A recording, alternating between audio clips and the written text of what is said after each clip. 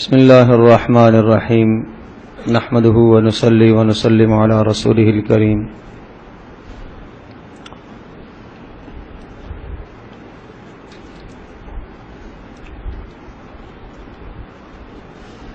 سورہ یاسین کو نبی علیہ الصلوۃ والسلام نے قرآن مجید کا دل فرمایا ہے۔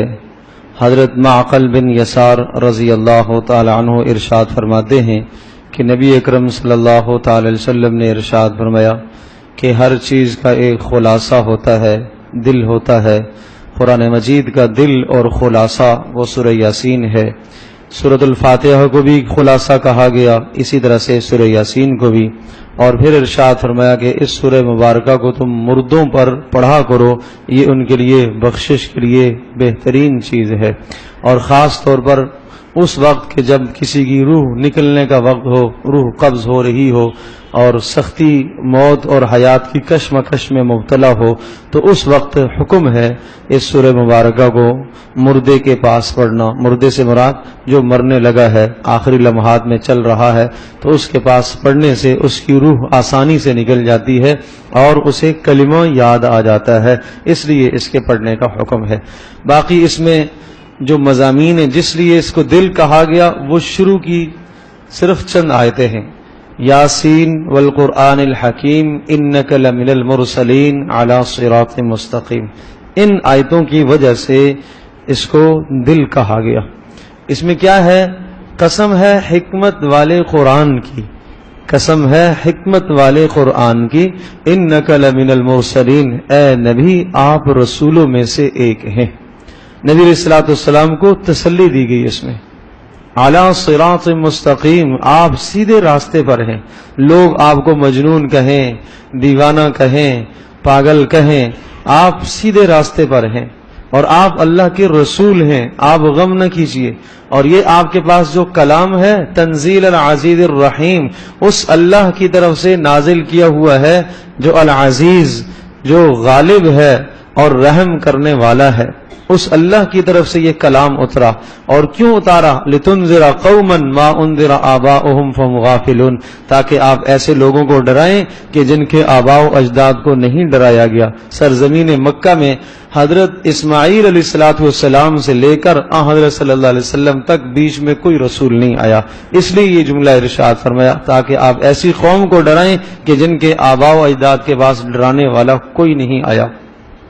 ہاں لقد حق القول علی اکثرہم فہم لا یؤمنون، اکثر پر یہ بات طے ہو چکی ہے کہ انہوں نے ایمان نہیں لانا۔ اور ایمان نہیں لانے کی کیا وجہ ہے؟ کیوں نہیں ایمان لاتے؟ اللہ تبارک و تعالیٰ انہیں خود ایمان سے محروم کر دیتا ہے۔ جب بندہ حق کی مخالفت کرتا ہے، نبی کی مخالفت کرتا ہے، حق کو جاننے کے باوجود بھی ٹھکرا دیتا ہے، تو پھر اللہ پاک اس کے دل پر مہر لگا دیتا ہے۔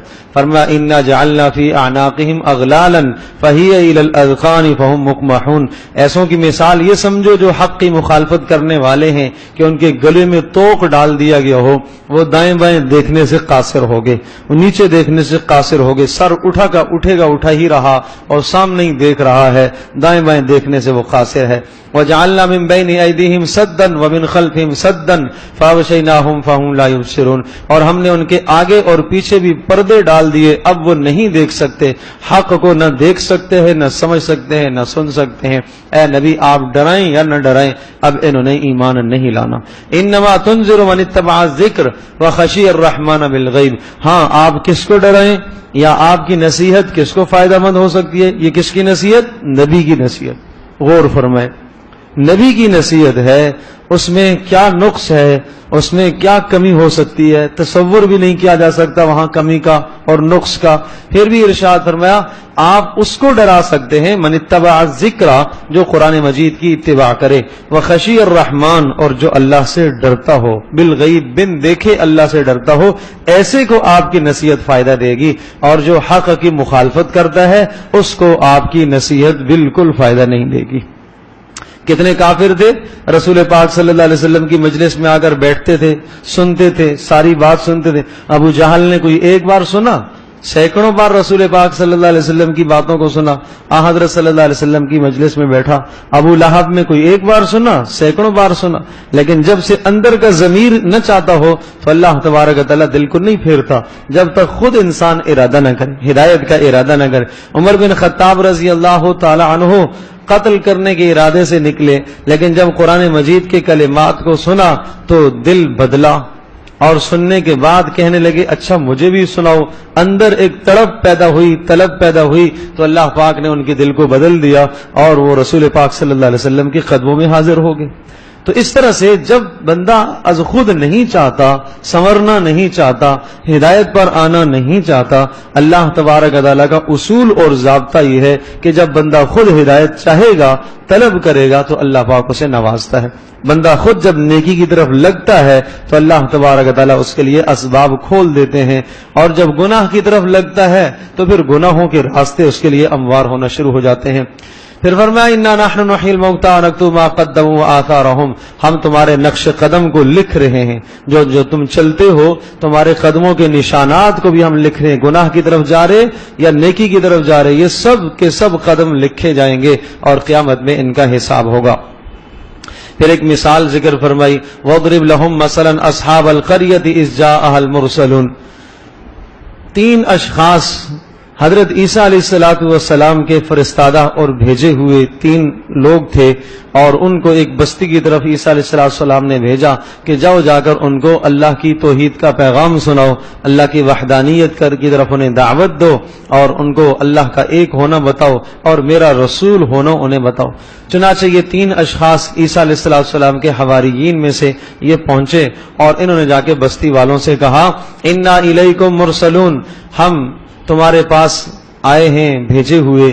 قالوا ما انتم الا بشر مثلنا وما انزل الرحمن من شيء انتم الا تكذبون، کہنے لگے اللہ نے کچھ بھی نہیں اتارا، کوئی کلام، کوئی انجیل نہیں آئی ہے، تم ایسی باتیں کہتے ہو۔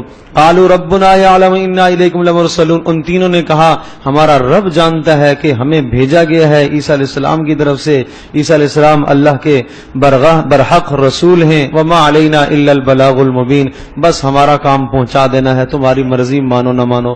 قالوا انا تطیرنا بکم، ان قاصدوں کو جو 100% حق پر چلنے والے تھے اور نبی کی اتباع کرنے والے تھے اور قوم کے خیر خواہ تھے، یہ ظالم کہنے لگے یہ تمہاری نحوست ہے کہ قحط سالی آ گئی ہے، کہ تمہاری نحوست کی وجہ سے قحط سالی ہو گئی، بارشیں بند ہو گئیں۔ لئن لم تنتہوا لنرجمنکم وليمسنکم منا عذاب علیم، اور اگر تم باز نہ آئے اس دعوت سے، اس دین سے جس کی طرف تم ہمیں بلا رہے ہو، تو ہم تمہیں پتھر مار کے سنسار کر دیں گے اور تمہیں ہماری جانب سے سخت سزا پہنچے گی۔ تو یہ ہر جگہ کا باطل، ہر جگہ کا کفر حق والوں کے خلاف ایسے ہی منصوبے بنایا کرتا ہے، اسی قسم کی دھمکیاں دیا کرتا ہے۔ قالوا طائرکم معکم ان ذکرتم، تو ان تینوں قاصدوں نے جو بھیجے ہوئے تھے عیسیٰ علیہ السلام کے، انہوں نے کہا کہ دیکھو نحوست تمہارے اعمال کی ہے، ہماری نحوست نہیں ہے، بل انتم قوم مسرفون، تم حد سے تجاوز کرنے والے ہو، اس لیے ایسا ہے۔ یہی بات چل رہی تھی کہ اسی بستی کے کنارے سے ایک شخص دوڑتا ہوا آیا، حبیب نجار اس کا نام تھا، حبیب نام ہے اور نجار یہ اس کا پیشہ ہے، بڑھی کا کام کرتا تھا، اللہ پاک غربا سے بھی ایسے کام لیا کرتا ہے۔ یہ آیا، اس نے آ کر اپنی قوم کو سمجھایا اتبعوا المرسلین، یہ جو بھیجے ہوئے ہیں ان کی اتباع کر لو، اتبعوا من لا يسألكم اجرا وهم مهتدون، نہ تو تم سے کوئی اجر کا مطالبہ کر رہے ہیں اور ہیں بھی خود ہدایت پر ہیں، تو پھر تم ان کی بات کیوں نہیں مانتے ہو، لے لو ان کی بات۔ وہ خود کہنے لگا وما لی لا اعبد الذی فطرنی والیہ ترجعون، میں کیوں نہ اللہ کی عبادت کروں جس اللہ نے مجھے پیدا کیا ہے اور اسی ہی کی طرف تم سب کو بھی لوٹ کے جانا ہے، مجھے تو اس اللہ کی عبادت کرنی ہے۔ اتخذ من دونی الہہ، اگر اللہ کے سوا میں کسی اور کو معبود بناتا ہوں، اگر اللہ تبارک و تعالی میرے ساتھ کوئی تکلیف پہنچانے کا ارادہ کر دے تو کون ہے اس تکلیف کو ہٹانے والا؟ انی آمنت بربکم، سنو میں تو اللہ پر ایمان لے آیا ہوں، فاسمعون، تم میری بات سن لو، میری بات سن لو۔ یہ کہنا تھا کہ قوم اس پر ٹوٹ پڑی، ان تینوں کو تو چھوڑ دیا، اس پر سارے ٹوٹ پڑے اور اس بیچارے کو انہوں نے قتل کر دیا۔ قیل ادخل الجنہ، تو اس کو اللہ کی طرف سے پیغام آیا اب تو جنت میں داخل ہو جا۔ اس لیے کہ تو نے ایک بہت بڑا کام کیا. اللہ کو اس کی ادا، اس کی تقریر، اس کے جملے اتنے اچھے لگے. اللہ نے قرآن مجید میں جو سورہ یاسین قرآن کا دل ہے، اس میں اللہ پاک نے اس کی باتوں کو جگہ دی. اللہ کو اس کی بات اتنی اچھی لگی. تو جو اللہ کی طرف بلاتا ہے، توحید کی طرف بلاتا ہے، اللہ کے ایک ہونے کی بات سناتا ہے، اس کی بات اللہ کو بڑی اچھی لگتی ہے، اللہ کو بڑی پسند آتی ہے. چاہے قوم اس کی مخالفت کیوں نہ کر رہی ہو، اللہ کے نزدیک اس کا مقام ہے. وہ کہنے لگا یا لیت قومی یعلمون. جب موت اس کی آ گئی اور شہادت ہو گئی، جنت میں چلا گیا. جنت میں جا کر اس نے تمنا کی، اے اللہ کاش کہ میری قوم جان لیتی کہ میرے اللہ نے میرے ساتھ کتنی عزت والا معاملہ کیا. میرے اللہ نے میرے گناہوں کو بخش دیا، مجھے اللہ نے جنت میں پہنچا دیا. شہید ہو گیا اور شہید کی روح جنت میں پہنچا دی جاتی ہے اور اس کے لیے اللہ کا دیدار ہمیشہ ہمیشہ کے لیے مباح قرار دیا جاتا ہے. یہ اس نے تمنا کی. اللہ پاک کو اس کی تمنا اتنی اچھی لگی کہ اللہ نے قرآن میں اس کی تمنا کو ذکر فرمایا کہ تم سنو. اس کی جو چاہت اور تمنا تھی، اللہ نے اس چاہت کو پورا کیا اور قوم کو پیغام سنا دیا کہ دیکھو اللہ نے اس کے ساتھ عزت والا معاملہ کیا ہے. تو یہ واقعہ اس لیے سنایا، اس لیے سمجھایا اور بتایا کہ ہمیشہ آدمی کو حق کا ساتھ دینا چاہیے. چاہے حق والے بہت تھوڑے ہوں، چاہے حق والے بہت قلیل ہی کیوں نہ ہو. وہاں 3 اشخاص ہیں، صرف 3، اور چوتھا یہ آدمی، اس نے ان تینوں کی تائید کی، حق کا ساتھ دیا. باقی پوری کی پوری قوم ایک طرف ہے اور باطل پر ہے. اسلام میں کثرت کا اعتبار نہیں ہے، اسلام میں اعتبار ہے قوت اور طاقت بنتی ہے اسلام میں حق بات سے. حق بات سے اسلام میں قوت اور طاقت بنتی ہے. اگر ساری دنیا کا کفر جمع ہو جائے کسی ایک بات پر تو وہ ان کے حق ہونے کی دلیل نہیں ہے. اگر ساری دنیا کے انسان جمع ہو جائیں شراب کے حلال ہونے پر، خنزیر کے حلال ہونے پر اگر جمع ہو جائیں تو یہ نہیں کہا جائے گا کہ جو اکثریت ہے لہذا اکثریت کا فیصلہ ہوگا.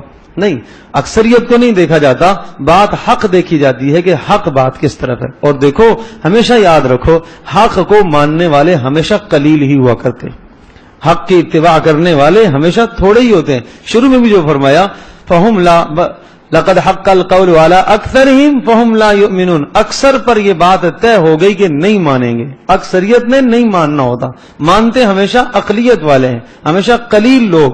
اور ہمیشہ قلیل میں سے بھی وہ لوگ جو بہت زیادہ دنیا کے اندر صاحب حیثیت اور صاحب مال نہیں ہیں، ہمیشہ حق کو وہ تسلیم کیا کرتے ہیں. تو یہ واقعہ اس مقصد کے لیے سنایا کہ ایک عام آدمی ہے اور معاشرے میں جس کی کوئی مالی حیثیت نہیں ہے، مالی استحکام نہیں ہے اور بڑھی کا کام کرنے والا ہے، لیکن اس نے کس طرح سے حق کی تائید کی. اللہ پاک کو اس کی ادا اتنی پسند آئی کہ اللہ نے پورے قرآن میں اس کا تذکرہ فرمایا.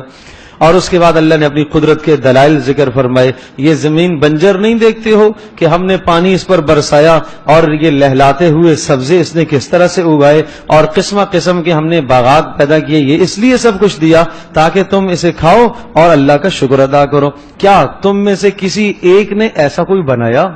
وما عملته ایدیہم، کسی کے ہاتھوں نے ان درختوں کو نہیں پیدا کیا، اللہ نے اپنی قدرت سے بنایا. وآیۃ لہم اللیل، دوسری نشانی قدرت کی، رات کو دیکھو. نسلخ منہ النہار، رات چھائی ہوئی ہوتی ہے، سیاہ کالی رات، ہم اس سے دن کو نکال کے لے آتے ہیں. اور دن ہوتا ہے ہم رات کو طاری کر دیتے ہیں. فَإِذَا هُمْ مُظْلِمُونَ، سب اندھیرے میں آ جاتے ہیں. وَالشَّمْسُ تَجْرِي لِمُسْتَقَرٍّ لَهَا ذَلِكَ تَقْدِيرُ الْعَزِيزِ الْعَلِيمِ. سورج اور چاند کو دیکھتے ہو کہ ہر اپنے اپنے مدار پر گھوم رہے ہیں، سورج بھی اور چاند بھی. نہ چاند میں یہ جرت ہے کہ وہ سورج سے آگے نکلے اور نہ سورج میں یہ جرت ہے کہ وہ تصادم کرے چاند کے ساتھ. دونوں، ہر ایک، چاند رات کا بادشاہ، سورج دن کا بادشاہ، ہر ایک اپنی اپنی بادشاہت میں اور اپنے اپنے وقت پر طلوع ہو رہا، غروب ہو رہا. وآیۃ لہم انا حملنا ذریتہم فی الفلک المشحون. یہ بڑی بڑی کشتیاں سمندروں کے اندر دیکھتے ہو، یہ اللہ کی قدرت کی بڑی نشانیاں ہیں. اور اس طرح کی اور بھی چیزیں اللہ پاک پیدا کرتا رہے گا تمہاری سواریوں پابندیوں کے لیے. وَإِن نَشَأْ نُغْرِقْهُمْ فَلَا صَرِيخَ لَهُمْ وَلَا هُمْ يُنْقِذُونَ. اور جب تم سمندروں میں سفر کرتے ہو اگر ہم چاہیں تو تمہیں غرق کر دیں, ڈبو دیں, پھر تمہاری فریاد سننے والا کوئی بھی نہ ہو. وَإِذَا قِيلَ لَهُمُ اتَّقُوا مَا بَيْنَ أَيْدِيكُمْ وَمَا خَلْفَكُمْ لَعَلَّكُمْ تُرْحَمُونَ. اور جب تم سے کہا جاتا ہے کہ تم ڈرو, اللہ تبارک و تعالیٰ کا خوف رکھو اور دنیا کے حالات دیکھو اور جو گزشتہ قومیں گزری ہیں ان کے حالات دیکھ کر اللہ کا ڈر اختیار کرو تاکہ تمہارے اوپر رحم کیا جائے. لیکن حال یہ ہے وَمَا تَأْتِيهِم مِّنْ آيَةٍ مِّنْ آيَاتِ رَبِّهِمْ إِلَّا كَانُوا عَنْهَا مُعْرِضِينَ. مشرک, عنادی, سرکش لوگ جب بھی اللہ کی نشانیاں آتی ہیں تو ان نشانیوں کا مذاق ہی اڑاتے ہیں. اور جب ان سے کہا جاتا ہے کہ اللہ پاک نے جو تمہیں مال دیا اس میں سے خرچ کرو تو عجیب اعتراض کرتے تھے کچھ مشرکین, کہتے تھے أَنُطْعِمُ مَن لَّوْ يَشَاءُ اللَّهُ أَطْعَمَهُ. جس کو اللہ پاک بھوکا رکھ رہا ہے اس کو ہم کیوں کھلائیں؟ ہم اللہ کی منشا کے خلاف تھوڑی کریں گے. اللہ نے اس کو غریب جو بنایا ہے تو اس کو اللہ نے مال نہیں دیا, ہم کیوں کھلائیں گے اس کو؟ ہم تو نہیں کھلائیں گے. اللہ کی منشا ہی یہی ہے کہ تاکہ وہ غریب اور فقیر رہے, تو ہم اللہ کی منشا کے خلاف تھوڑی کر دیں. ادھر نبی کی مخالفت کر کے اللہ کی منشا کے خلاف کر رہے ہیں, رسول کی مخالفت کر کے, دین کی مخالفت کر کے اللہ کی منشا کے خلاف کر رہے, اور جہاں بات آتی ہے نفس چاہی, جی چاہی, تو وہاں کہتے ہیں ہم اللہ کی منشا کے خلاف تھوڑی کر رہے ہیں, ہم تو اللہ کی حکمت کے مطابق چلنے والے لوگ ہیں. تو کہا یہ سب بےہودہ باتیں کرتے ہیں. اور وَنُفِخَ فِي الصُّورِ فَإِذَا هُمْ مِنَ الْأَجْدَاثِ إِلَىٰ رَبِّهِمْ يَنْسِلُونَ. اور جب سور پھونکا جائے گا قیامت میں تو پھر یہ قبروں سے ایک دم نکل کے کھڑے ہوں گے اور یہ کہیں گے مَن بَعَثَنَا مِن مَرْقَدِنَا هَٰذَا, کس نے ہمیں ہماری آرام گاہ سے اٹھایا ہے؟ جواب ہوگا إِن كَانَتْ إِلَّا صَيْحَةً وَاحِدَةً, یہ ایک آواز لگے گی, سب کے سب میدان محشر میں جمع ہو جائیں گے اور کہا جائے گا, اعلان ہوگا آج کسی پر ظلم اور زیادتی نہیں کی جائے گی. آج جنت والوں کا انجام وہ کیا ہے؟ وہ اصحاب الجنہ ہم فی شغل فاکہون, وہ عیش اور عشرت کی زندگی گزار رہے ہوں گے, وہ بھی اور ان کی بیویاں بھی, اور جو چاہیں گے ملے گا. اور سب سے بڑا اعزاز ان کے لیے سلام قولا من رب الرحیم, اللہ پاک کی جانب سے سلامتی کا پیغام, اللہ خود ان کو سلام کرے گا, اللہ خود ان کو سلام کرے گا. اللہ پاک ہم سب کا شمار ایسے میں فرمائے. وَامْتَازُوا الْيَوْمَ أَيُّهَا الْمُجْرِمُونَ, دوسروں کو بھی دیکھ لو, مجرم ان کا کیا انجام ہوگا. اللہ پاک فرمائیں گے اے مجرموں آج جدا ہو جاؤ, الگ الگ ہو جاؤ. اور مجرموں کو پہچان لیا جائے گا, چہرے ان کے سیاہ پڑ جائیں گے, آنکھیں ان کی نیلی پڑ جائیں گی. یعرف المجرمون بسیماہم, مجرموں کو پہچان لیا جائے گا. دنیا میں مجرم اور مومن سارے ایک جگہ جمع ہو جاتے ہیں, نہیں پتہ چلتا, وہاں سب علیحدہ علیحدہ ہو جائیں گے. الم اعہد الیکم یا بنی آدم اللہ تعبدوا الشیطان. اب اللہ کا سوال ہوگا. دیکھو یہ سوال مجھ سے بھی ہو سکتا ہے, آپ سے بھی, ہم سب سے. اس کو سوچو. الم اعہد الیکم یا بنی آدم, اللہ پاک نافرمان سے پوچھیں گے اے بنی آدم, اے آدم کی اولاد, میں نے تمہیں وعدہ نہیں دیا تھا, نہیں کہا تھا اللہ تعبد الشیطان, شیطان کی پوجا نہ کرنا. یہ کہے گا میں نے تو شیطان کی پوجا نہیں کی ہے, میں نے تو اللہ ہی کو سجدہ ساری زندگی کیا ہے. تو یہ خواہشات کی پیروی کرنا یہ کس کی پوجا ہے؟ یہ شیطان کی پوجا ہے. بغض رکھنا یہ کس کی پوجا ہے؟ یہ شیطان کی پوجا ہے. بدگمانی رکھنا کس کی اتباع ہے؟ شیطان کی اتباع ہے. غیر اللہ کو سجدہ کرنا, غیر اللہ کے نام, اللہ کے علاوہ کسی اور کے نام نظر و نیاز دینا, یہ کس کی پوجا ہے؟ یہ سب شیطان کی پوجا ہے. اور اللہ پاک ارشاد فرمائیں گے میں نے تمہیں کہا تھا ان اعبدونی ھذا صراط مستقیم, میری اتباع کرو, یہ ہے سیدھا راستہ. اور تمہارے سامنے مثالیں گزشتہ قوموں کی نہیں تھی. وَلَقَدْ أَضَلَّ مِنْكُمْ جِبِلًّا كَثِيرًا, کتنی قوموں کو اس نے ورغلایا اور گمراہ کیا. افلم تکونوا تعقلون, تمہیں سمجھ میں یہ بات نہیں آئی. هذه جہنم التي كنتم توعدون, لو یہ جہنم دیکھ لو جس کا تم سے وعدہ کیا گیا تھا. اصلوها اليوم كنتم تكفرون, آج داخل ہو جاؤ اس میں, اور تم دنیا میں کفر کرتے تھے, آج اس میں داخل ہو جاؤ.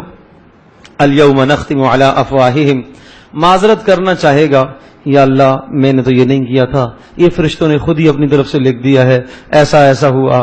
معذرت, جیسے دنیا میں جھوٹ گھڑتا ہے آدمی, اسی طرح سے وہاں پر بھی جھوٹ گھڑنے کی کوشش کرے گا. اللہ پاک زبان پر مہر لگا دے گا. اليوم نختم على افواههم, منہ پر مہر. وتكلمنا ايديهم وتشهد ارجلهم بما كانوا يكسبون, ہاتھ ہم سے بات کریں گے, پاؤں ان کے گواہیاں دیں گے کہ انہوں نے کیا کیا اعمال کیے. یہ تو سب قیامت میں ہوگا. کہا ہم قدرت رکھتے ہیں. وَلَوْ نَشَاءُ لَطَمَسْنَا عَلَىٰ أَعْيُنِهِمْ, جب دنیا میں یہ نافرمانی کریں تو ہم ان کو اندھا کر دیں, ہم قدرت رکھتے ہیں. اور ہم چاہیں تو ان کی شکلوں کو مسخ کر دیں. جب ظالم ظلم کرتا ہے، نافرمانی کرتا ہے اور دین کی مخالفت کرتا ہے، اگر ہم چاہیں تو ہم ان کی شکلوں کو بدل دیں. وَمَن نُعَمِّرْهُ نَنكِسُ فِي الْخَلْقِ، یہ دیکھتے نہیں ہو کہ بچپنا، پھر جوانی، پھر بڑھاپا، جب یہ تبدیلیاں تمہاری زندگی میں ہم لا سکتے ہیں تو ہم شکلیں بدلنے پر بھی قدرت رکھتے ہیں. اور اولم یروا انا خلقنا لهم مما عملت ایدینا انعاما فهم لها مالکون، پھر دیکھتے نہیں ہو اللہ کی قدرت کی نشانیاں، یہ بڑے بڑے جانور اللہ پاک نے تمہارے تابع کر کے رکھے ہیں، اور اس میں تمہارے لیے کھانے کا سامان بھی ہے، پینے کا سامان بھی ہے. ان کی کھالوں کو، ہڈیوں کو اور دیگر چیزوں کو تم استعمال کرتے ہو، یہ سب کچھ اللہ کی قدرت کی نشانیاں ہیں. یہ انسان جس کو اللہ پاک نے انا خلقناہ من نطفۃ فاذا هو خصیم مبین، ایک پانی کے قطرے سے بنایا، پھر بھی اللہ سے جھگڑے کرتا ہے. یہ کہتا ہے ضرب لنا مثلا ونسی خلقا، کہ اللہ پاک کیسے پیدا کرے گا دوبارہ.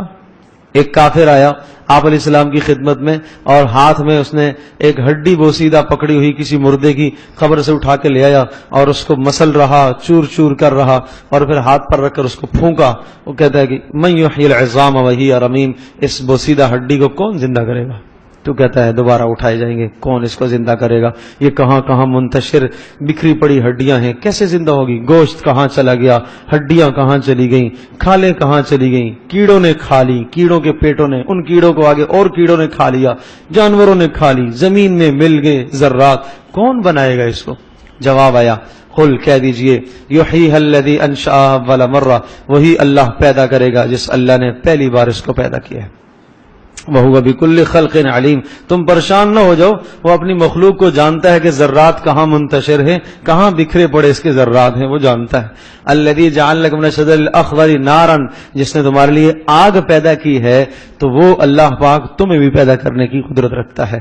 أَوَلَيْسَ الَّذِي خَلَقَ السَّمَاوَاتِ وَالْأَرْضَ بِقَادِرٍ، جس اللہ نے آسمانوں کو بنایا، زمینوں کو بنایا، اتنی بڑی مخلوقات کو اس نے بنایا، کیا وہ اس بات پر قدرت نہیں رکھتا ان یخلق مثلہم، کہ انسانوں کی طرح دوبارہ بنائے ان کو؟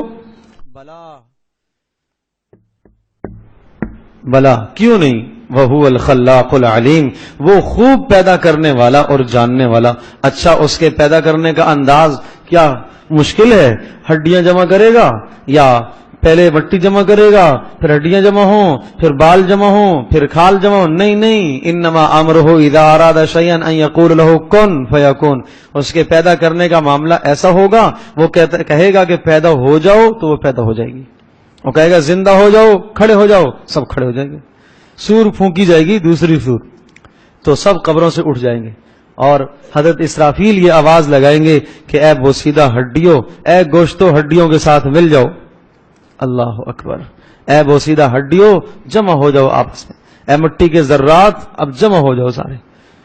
تو جس کا نام پکارا، نام کیا پکارا جائے گا، سور پھونکیں گے، سب کے سب خود ہی کھڑے ہو جائیں گے. حدیث میں آتا ہے اس طرح سے کھڑے ہوں گے جس طرح سے زمین سے سبزہ اگتا ہے. بارش کے بعد آپ نے دیکھا ہے سبزہ اگتا ہے، ہر جگہ سے سبزہ اگ رہا ہے. تو کوئی ایک 4 انگل کے برابر بھی جگہ نہیں ہوگی جہاں سے کوئی انسان نہ اگ رہا ہو. اس طرح سے زمین سے نکلیں گے اور ایک دم ہکے بکے حیران ہوں گے، کیا ہوا، کیا ہو گیا؟ جواب آئے گا قیامت قائم ہو گئی ہے.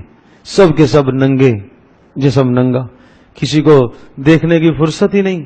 ایسی شدت، ایسی ہولناکی. سورج قریب آ گیا، اللہ کا عرش سامنے آ گیا، فرشتے اتر رہے ہیں، زمین چٹیل میدان بن گئی ہے، تپش اور حرارت چھوڑ رہی ہے. سب کے سب حیران پریشان ہوں گے، حساب و کتاب ہو.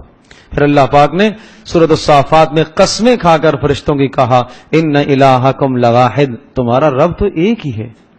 او آسمانوں اور زمینوں کا اور مشرقوں اور مغربوں کا رب وہی ایک ہی اللہ ہے. احشر الذین ظلموا ازواجہم وما كانوا يعبدون، کہا ظالموں کو پل صراط پر کھڑا کیا جائے گا. وقفوہم، اللہ پاک کہیں گے روکو ان کو، ان سے پوچھنا ہے ابھی. انہم مسئولون، ان کی نماز دیکھی جائے گی، ان کا قرآن پڑھا ہوا دیکھا جائے گا، ان کا اخلاص چیک کیا جائے گا، ہر عمل کی جانچ پڑتال ہوگی. ما لکم لا تناصرون، آج پکارو ایک دوسرے کو مدد کے لیے، کہاں گے تمہارے مددگار، حامی کہاں ہیں؟ بل ہم الیوم مستسلمون، اس دن تو سارے ہی ہتھیار ڈال دیں گے، کہیں گے یا اللہ اب تو ہمارا کوئی مددگار نہیں ہے سوائے تمہارے. تو بس یہی سمجھایا جا رہا ہے کہ جب اس وقت ماننا ہے تو دنیا میں مان لو، اس وقت تسلیم ہونا ہے تو اب تسلیم کر لو. اسی بات کو سمجھانے کے لیے پھر اللہ تبارک و تعالیٰ نے یہاں حضرت نوح علیہ السلام کا واقعہ، ابراہیم علیہ السلام کا واقعہ، موسیٰ علیہ السلام اور ہارون علیہ السلام، حضرت اسحاق علیہ السلام، الیاس علیہ السلام، لوط علیہ السلام، یونس علیہ السلام، ان تمام انبیاء علیہ السلام کے واقعات سنائے کہ انہوں نے بھی اپنی قوموں کو اللہ کی وحدانیت کا پیغام سنایا، اور قوموں نے جب نہ مانا تو دنیا کے اندر اللہ نے ان قوموں کو ذلیل اور رسوا کیا۔ یہ تو دنیا کی ذلتوں کے فیصلے ہیں، اور آخرت میں تو بہت بڑی ذلت ہے۔ صاد والقرآن ذی الذکر، قرآن مجید پر اعتراضات۔ حضرت صلی اللہ تعالی علیہ وسلم نے جب دین کی دعوت دینا شروع کی تو مشرکین سارے کے سارے جمع ہو کر نبی الاسلام کے چچا ابو طالب کے پاس پہنچے کہ بھائی اپنے بھتیجے سے کہو کہ تھوڑا سا نرم ہاتھ رکھے، بہت سختی کرتا ہے، ہمارے بتوں کو برا بھلا کہتا ہے۔ آپ علیہ السلام کو چچا نے بلایا اور چچا نے کہا کہ بھتیجے، یہ قریش والے میرے پاس جمع ہیں۔ یہ چچا کے انتقال کا وقت تھا، اس وقت ابو طالب کے انتقال کا وقت تھا۔ یہ لوگ آئے ہیں اور یہ اس طرح سے کہہ رہے ہیں، تم کچھ نرمی کر لو تھوڑی بہت۔ تو آپ علیہ السلام نے ارشاد فرمایا، میں ان کو صرف ایک بات کہنا چاہتا ہوں، اگر یہ ایک بات میری مان لیں تو پورا عرب اور پورا عجم ان کا غلام ہو جائے گا۔ سرداروں نے کہا ایک بات؟ آپ 10 باتیں کہے، ہم کیوں نہیں مانیں گے؟ تو آپ نے فرمایا نہیں، بس ایک ہی بات ہے۔ کیا بات ہے؟ لا الہ الا اللہ، بس یہ تم یہ کہو لا الہ الا اللہ کہ اللہ کے سوا کوئی عبادت کے لائق نہیں، تمہارا معبود، مسجود، حاجت روا، مشکل کشا ایک ہی اللہ ہے، ایک ہی اللہ ہے۔ بس یہ کہنا تھا، سب بگڑ گئے اور کہنے لگے اجعل الآلہۃ الہا واحدا، سب کو ایک ہی معبود اس نے بنا دیا، ان ھذا لشیء عجاب، یہ تو بڑی عجیب بات ہے۔ وانطلق الملأ منهم ان امشوا واصبروا علی آلہتکم، ایک دوسرے کو کہتے چلو چلو، نہ سنو اس کی بات، نہ سنو اور اپنے دین پر قائم رہو، ان ھذا لشیء یراد، یہ سرداری چاہتا ہے۔ پھر آئے، اچھا آپ سرداری چاہتے ہو تو ہم آپ کے لیے جو ہے ہم آپ کو سردار ماننے کو تیار ہیں، اگر آپ نکاح چاہتے ہو حسین و جمیل عورت آپ کے سامنے لا کے کھڑی کر دیں گے، آپ مال چاہتے ہو آپ کو مال دے دیں گے، آپ کی کیا منشا ہے اس پیغام سے، اس دین سے آپ کی کیا منشا ہے؟ تو چچا بھی بیٹھے ہوئے تھے اور سارے مشرکین، سارے سردار۔ آپ علیہ السلام نے ارشاد فرمایا چچا جان، اگر یہ سورج کو اتار کے لے آئیں اور میرے سیدھے ہاتھ میں رکھ دیں اور چاند کو میرے الٹے ہاتھ میں رکھ دیں تو جب بھی میں یہ پیغام نہیں چھوڑ سکتا جو اللہ نے مجھے دیا ہے، میں اس رسالت کے پیغام کو ہرگز نہیں چھوڑ سکتا، اس کو میں پہنچا کر رہوں گا، چاہے کوئی میری بات مانے یا نہ مانے۔ چچا آپ میری تصدیق کریں یا نہ کریں، یا میری حمایت کریں یا نہ کریں۔ تو چچا تھے تو کفر پر، حمایت بھرپور کی۔ انہوں نے کہا کہ اچھا بھتیجا، اب تم محنت کر، اور میں جانتا ہوں کہ تیرا دین حق ہے، اور تیرے دائیں سے بائیں سے آگے سے پیچھے سے ہر جانب سے میں تیری حمایت کروں گا، جب تک میری جان میں جان ہے میں کسی کو تیرے قریب نہیں آنے دوں گا۔ ہاں جب مر گیا تو اس کے بعد کا میں کچھ نہیں کہہ سکتا۔ مرنے لگے تو آپ نے فرمایا چچا کلمہ ہی پڑھ لو، میرے کان میں ہی کہہ دو تاکہ قیامت میں سفارش کر سکوں۔ کہا کہ بھتیجا بس مانتا ہوں تیرا دین حق ہے، لیکن اخترت النار علی العار، میں نے جہنم کی آگ کو ترجیح دی اس عار پر، کہ لوگ کہیں گے کہ بھتیجے کا دین اس نے قبول کر لیا آگ کے ڈر کی وجہ سے۔ تو بھائی یہ نخوت یہ کبھی بھی انسان کو نا دین کی طرف نہیں آنے دیتی۔ لوگ کیا کہیں گے، لوگ کیا کہیں گے۔ تو سرداری تو تھی سردار تھے وہ، اور بس اس بات نے ان کو دین کی طرف نہ آنے دیا۔ آپ نے فرمایا کان میں ہی پڑھ لو، قیامت میں سفارش کروں گا۔ آپ علیہ السلام کو ملال ہوا، تکلیف ہوئی، کفر پر خاتمہ ہو گیا۔ آپ علیہ السلام نے حضرت علی کو کہا لے جاؤ ان کو اور کپڑے میں لپیٹ کو کسی گھڑے میں ڈال کے آ جاؤ۔ عام مسلمانوں کی طرح نہیں دفنائیں گے اس کو، کپڑے میں لپیٹ کے کہیں گھڑے میں ڈال دو۔ تو حضرت علی رضی اللہ تعالیٰ عنہ نے کچھ حبشیوں کو ساتھ لیا، غلاموں کو، اور اس طرح سے وہ باپ کو کسی گھڑے میں جا کے ڈال کے آگے۔ اس پر پھر اللہ پاک نے یہ آیت اتاری، انک لا تہدی من احببت ولکن اللہ یہدی من یشاء، آپ جیسے چاہیں ہدایت نہیں دے سکتے، ہدایت تو اللہ دیا کرتا ہے، آپ صرف رہنمائی کر سکتے ہیں، آپ پریشان نہ ہو۔ ہاں آپ کا کام ہے صرف رہنمائی کرنا، بتا دینا، پکڑ کر آپ دروغہ نہیں ہیں، کان سے پکڑ کر آپ نہیں لا سکتے، آپ سمجھا سکتے ہیں۔ ساری زندگی محنت ہوئی لیکن آخر دم تک انہوں نے اسلام قبول نہ کیا۔ تو حضرت صلی اللہ علیہ وسلم سے اختیارات کی نفی کی گئی ہے، مختار کل ہونا، کہ آپ کو ہر چیز کا اختیار نہیں ہے، یہ سارے اختیارات اللہ پاک نے اپنے قبضہ قدرت میں رکھے۔ اس کے بعد حضرت انبیاء علیہ السلام کا واقعہ، حضرت سلیمان علیہ السلام، حضرت داؤد علیہ السلام کی، ان کے پاس اتنی بڑی سلطنتیں اور سیادت اور قیادت ہونے کے باوجود بھی انہوں نے اللہ کو راضی کیا ہے۔ اور حضرت ایوب علیہ السلام کا قصہ سنایا کہ دنیا میں پریشانیاں آنے کے باوجود بھی وہ اللہ کو نہ بھولے، انہوں نے اللہ پاک کو یاد کیا۔ ابراہیم، اسحاق علیہ السلام، یعقوب علیہ السلام، اسماعیل علیہ السلام، ان تمام انبیاء علیہ السلام کے واقعات سنائے کہ انہوں نے بھی اپنے رب کو یاد کیا، اپنے اللہ کو راضی کیا۔ آپ بھی لوگوں کو یہ کہہ دیجئے، ان یوحى الی الا انما انا نذیر مبین، میں واضح ڈرانے والا ہوں، میرا کام ہے تمہیں سمجھانا، باقی تم نہ مانو یہ تمہاری اپنی مرضی ہے۔ قل، کہہ دیجئے، ما اسألکم علیہ من اجر، میں اس دعوت پر کوئی اجر نہیں مانگتا آپ سے، وما انا من المتکلفین، اور نہ میں تصنع کرتا ہوں، نہ میں کوئی تکلف کرتا ہوں، ولا تعلمن نبأہ بعد حین، نہیں مانتے ہو ان قریب تم جان لوگے۔ اس مخالفت کی سزا تمہیں اس دنیا میں نہیں تو آخرت میں اللہ پاک نے سزا تیار کر کے رکھی ہے۔ اللہ تبارک و تعالی ہم سب کے لیے سمجھنا عمل کرنا آسان فرمائے۔